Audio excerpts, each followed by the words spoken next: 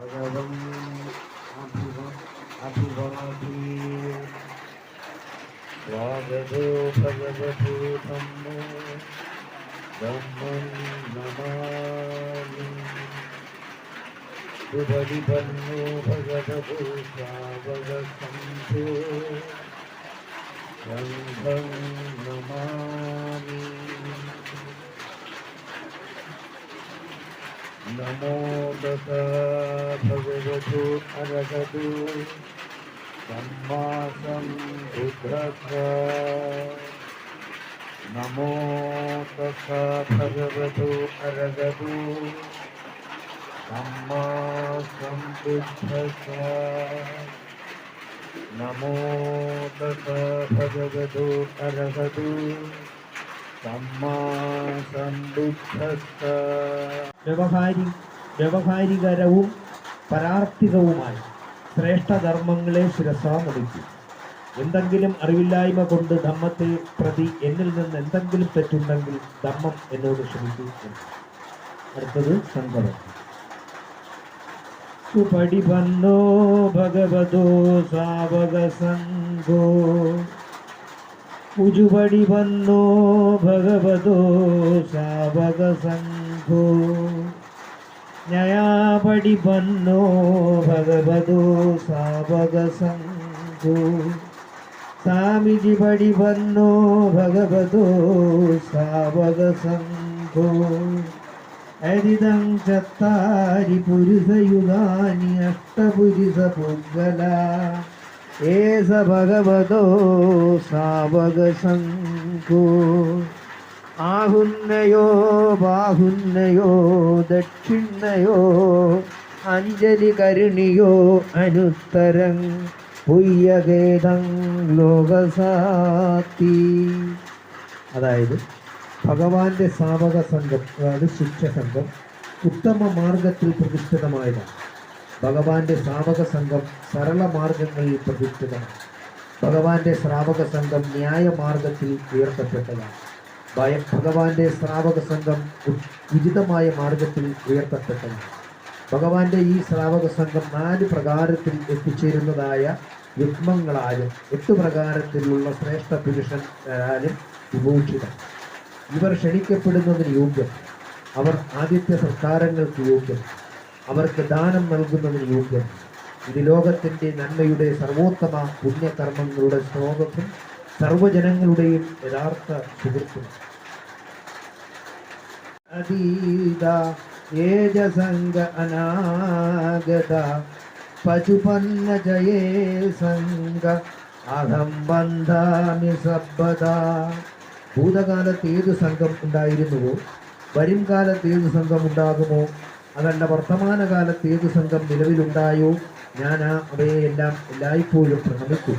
May ശരണം അയൻ സംഘോ may ശരണം വരൻ ഏതേന സച്ചവജ്ജേന ഹോതുമേ ജയമംഗളം. സംഘം എന്ന ഉത്തമ ശരണമല്ലാതെ എനിക്ക് മറ്റൊരു ശരണമില്ല. ഈ വചനത്താൽ എനിക്ക് ജയവും മംഗളവും ഉണ്ടാകും. വന്ദേഹം സംഘം വിദുത്തമം സംഘോയോ കരിതോ ദോഷോ സംഘോ കമതു തമ്മമം. 3 പ്രകാരത്താൽ, അതായത് ശരീരം, വചസ്, മനസ്സ്, ഉത്തമവും പവിത്രവുമായ സംഘത്തെ ഞാൻ ശിരസാ നമിക്കുന്നു. എന്തെങ്കിലും അറിവില്ലായ്മ കൊണ്ട് സംഘത്തിൻ്റെ പേരിൽ എന്നിൽ നിന്ന് എന്തെങ്കിലും തെറ്റുണ്ടെങ്കിൽ സംഘം എന്നോട് അനിമിത്തമനാത്മ മജായംകിത ജീവിതം കസിരംഗ പരിതംഗ സമംഗ ദുഃഖേന സന്തുലം. ഇവിടെ മനുഷ്യജീവൻ നീർപ്പോളയ്ക്ക് സമാനമായതും അജ്ഞാനത്താൽ ചുറ്റപ്പെട്ടതുമാകുന്നു. അവ കഠിനവും ക്ഷണികവുമാകുന്നു. അത് ദുഃഖമയമാകുന്നു. നഹിസോ ഉപഗമോ അത്തി യേന ജാതാനമീയരെ ജരം പത്വാ മരണം ഏവം ദമ്മാഹി പാണിനോ. ജന്മമെടുത്ത ഓരോ മനുഷ്യനും മരിക്കാതെ ഇരിക്കുന്നതിന് യാതൊരു ഉപായവുമില്ല. മനുഷ്യർ വൃദ്ധരാവുകയും മരിക്കുകയും ചെയ്യും. പാദോപദനതോ ഭയം ഏവം ജാധാനം മച്ചാനം മിച്ചം മർമ്മതോ ഭയം. എപ്രകാരമാണോ ഭാഗമായ ഫലങ്ങൾ പക്വമായ കാലത്ത് അടർന്നു വീഴുന്നതിന് ഭയപ്പെടുന്നത്, അതുപോലെയാണ് ജന്മമെടുത്ത ജീവികൾ മരണത്തെയും ഭയപ്പെടുന്നത്. യഥാപി കുംഭകാരസ്സ കഥാമത്തികഭാജന സബ്ബേ ദേജനപര്യന്ത എവം മച്ചാന ജീവിതം. എപ്രകാരമാണോ കുശവനാൽ നിർമ്മിക്കപ്പെട്ട മൺപാത്രങ്ങളെല്ലാം ഉടഞ്ഞു പോകുന്നത്, അതുപോലെയാണ് പ്രാണികളുടെ ജീവനും അസ്തമിക്കുന്നത്. യുവാക്കളും പ്രായമായവരും കുട്ടികളും ബുദ്ധിമാന്മാരുമെല്ലാം മരണത്തിന് വശംവദരാകും. എല്ലാവരും മരണത്തിന് അതീതരാണ്.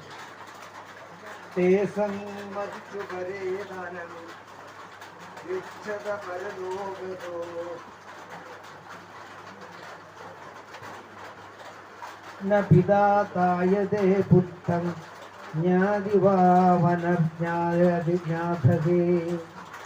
മൃത്യുവിന് അധീനരായ ജീവികൾ മരണത്തെ പുൽകുമ്പോൾ പിതാവിന് പുത്രനെയോ സഹോദരന് ബന്ധുക്കളെയോ രക്ഷിക്കാനാവുകയില്ല.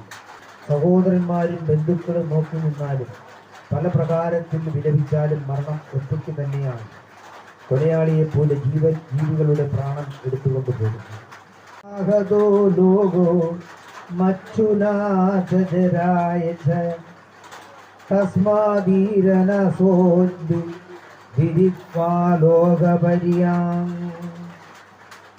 ഇപ്രകാരം ഈ ലോകം മരണത്താലും വാർദ്ധക്യത്താലും പീഡിതമാകുന്നു.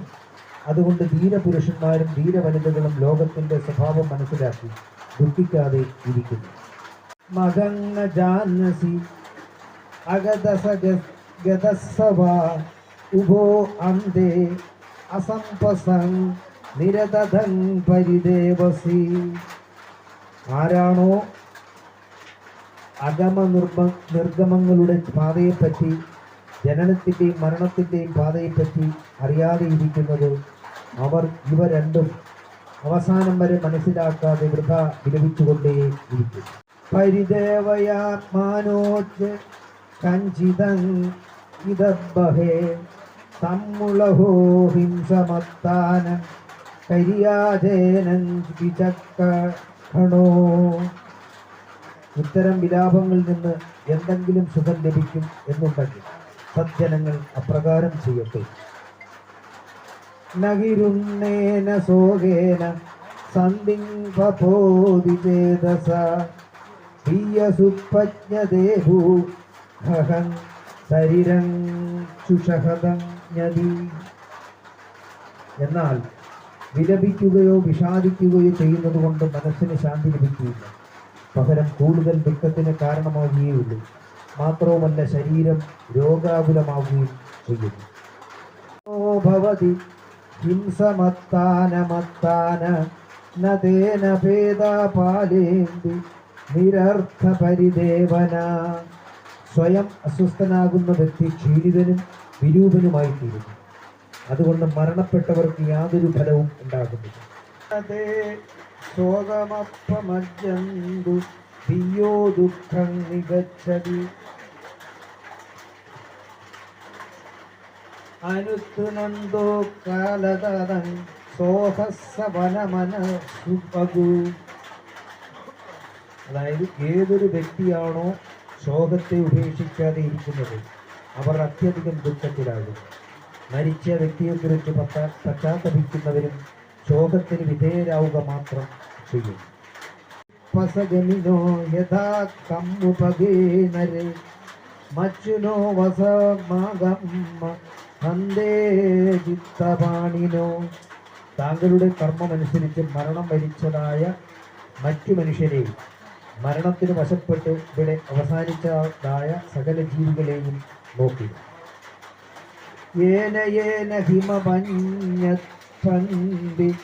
തദോതംഘ്യോതി അജ്ഞത ഏതാദിദോഷോ വിനാഭവോ മനുഷ്യർ ഏതെല്ലാം രീതിയിൽ ചിന്തിക്കുന്നുവോ അതിന് വിരുദ്ധമായി കാര്യങ്ങൾ സംഭവിക്കും.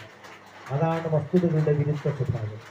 ഇങ്ങനെ ലോകത്തിന്റെ സ്വഭാവത്തെ മനസ്സിലാക്കുക.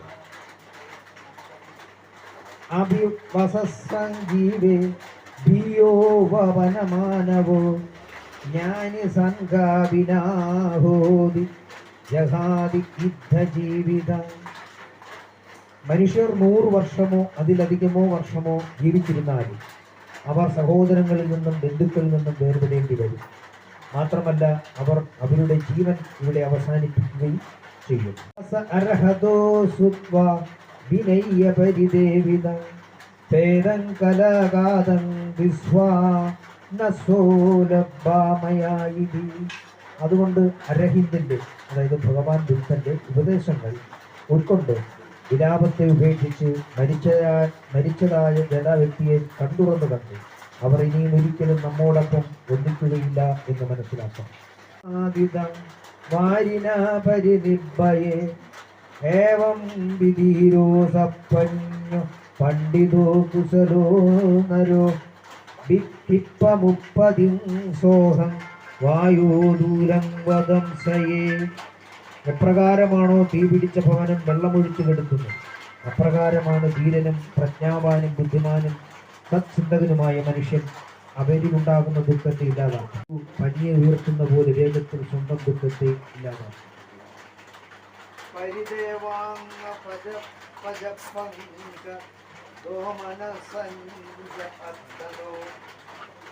അത്തനോ സുഖമുക്നസാനോ അഭ്യസല്ലമത്തനോ.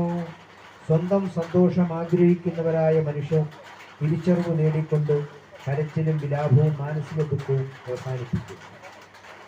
അബ്ദുൽ ഗസല്ലോ അസിതോ സന്ധി പപ്പുയ്യേതസോ സബ്ബസയോഗ അധിക്കന്തോ അസോഹോതി നിബധോതി.